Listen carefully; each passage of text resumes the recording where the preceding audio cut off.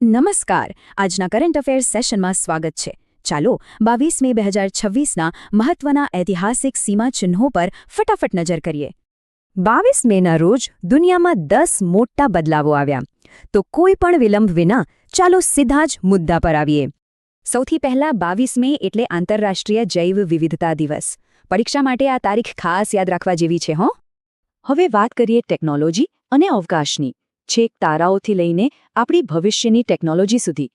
એક બહુ જ મહત્વનો પ્રશ્ન, સ્માઇલ મિશન કઈ સ્પેસ એજન્સી દ્વારા લોન્ચ કરવામાં આવ્યો છે? વિચારો તો. સાચો જવાબ છે ESA. યુરોપિયન સ્પેસ એજન્સીએ અવકાશ સંશોધનમાં ખરેખર એક નવો જ ઇતિહાસ રચી દીધો છે. હવે સ્પેસમાંથી સીધા ભારતમાં આવીએ. આર્ટિફિશિયલ ઇન્ટેલિજન્સ માટે આખું અલગ મંત્રાલય બનાવનાર દેશનું પહેલું રાજ્ય કયું છે? જી હા, એ છે કેરળ. AI ગવર્નન્સમાં આ એક ઐતિહાસિક સિદ્ધિ છે, જેણે ખરેખર ભવિષ્યના દરવાજા ખોલી નાખ્યા છે. હવે આગળ વધીએ વૈશ્વિક સન્માન અને રમતગમત તરફ. આંતરરાષ્ટ્રીય મંચ પર કોણે કયો ઝંડો લહેરાવ્યો છે તે જોઈએ. આ બે સન્માન ખાસ ગોખી લેજો.